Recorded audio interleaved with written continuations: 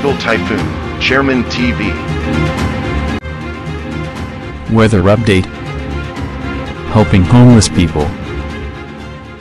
Please subscribe.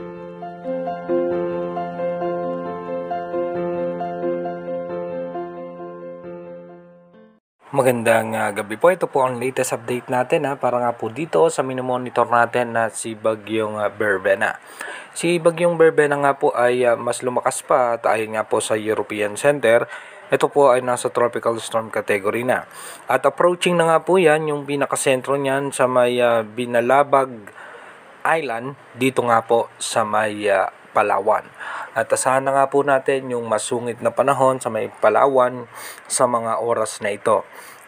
At yung shearline naman at ini-enhance pa ng extension ng kaulapan nitong si Bagyong Berbena ay apektado po niyan ang parte ng eastern section ng Northern Luzon and Central Luzon, including Metro Manila.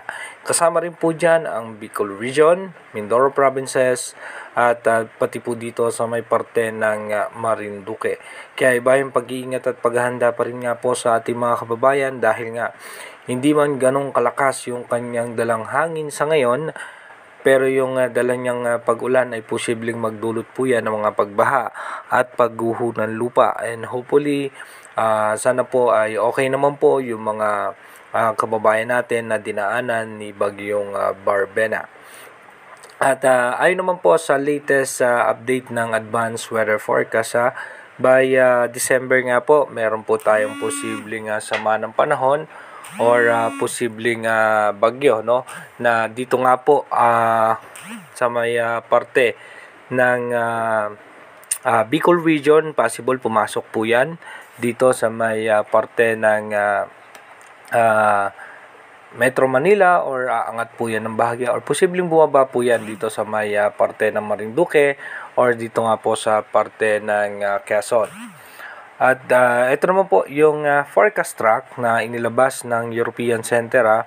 Dito nga po mapapansin nga po natin na yung pinakasentro nga po niyan ay dediretso nga po yan dito sa may parte ng Palawan. Dito po yan sa may Binalabag Island at lalakas pa po yan pagka nandito na po yan sa parte ng West Philippine Sea at possible nga po yan, tumama po yan sa parte ng Cambodia.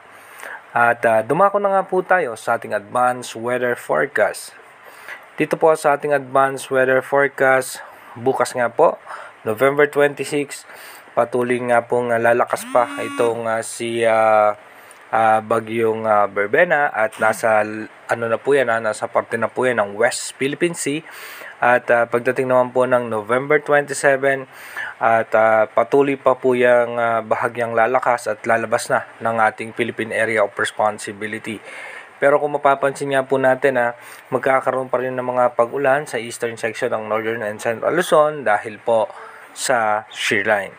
By November 28 and 29, expected na nga po natin na may tsansa pa rin ng mga pag-ulan sa may Northern Luzon dahil po sa shearline at sa amihan. And then pagdating po ng November 30, expected natin na magiging maayos at maganda ang lagay ng panahon. And pagdating po ng December 1, maayos at maganda naman po ang ating lagay ng panahon.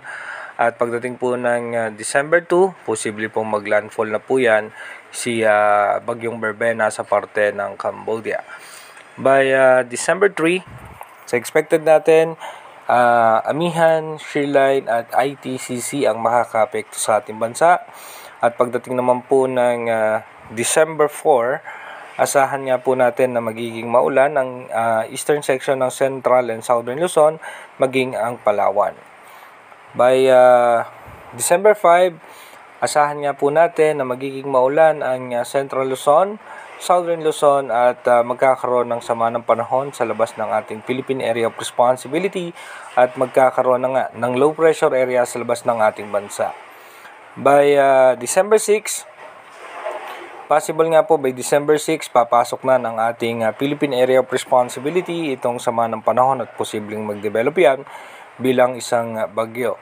By December 7, bilang isang bagyo, nasa eastern section po yan ng Bicol Region, at pagdating ng December 8, posibleng tumama po yan sa may parte ng Bicol Region at patungo nga po yan dito sa may parte ng Mindoro Provinces, or dito nga po sa may parte ng Batangas or Marinduque.